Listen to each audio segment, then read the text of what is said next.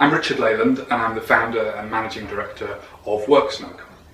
Now, I've been interested in creativity for quite some while, particularly in the context of mobile work. And it started around, I guess, 2006, 2007. I did some work for the BBC, focused on how they could retain the essence of creativity in a very quickly changing media environment. The idea that creative people, in order to get into flow, have to be able to tailor the space around them to their own self-image.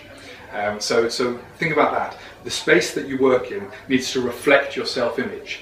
And I would argue that most conventional workspaces, they may do lots of things, but they don't reflect your self-image, or if they do, it's a rather depressing self-image. However, I would then say that most coffee shops, they're a kind of a totem of 21st century leisure time and blurring of work and leisure time. Perhaps they are much closer to reflecting our self-image. So, if the coffee shop is an extremely creative place, if it's so appropriate for stimulating creativity, why don't we all work there? Why don't we all work there indeed?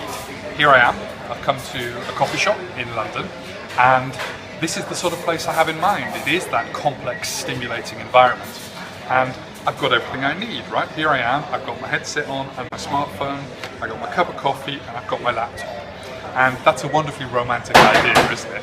I'll say that again because of the noise. It's a romantic idea, but that hints at the reality, which is much, much less than the romance, which is these environments are noisy.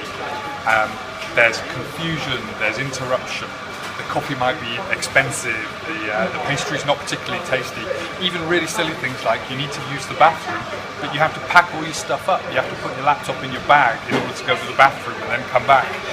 So what are we to conclude? Well, we've made a strong case, I hope, that creativity is a vital process for today's knowledge workers, and that it can be housed brilliantly in a place such as a coffee shop. But there's the romance of the coffee shop, and then there's the reality, which is far from romantic. And into that confusion come the tools such as WorkSnug.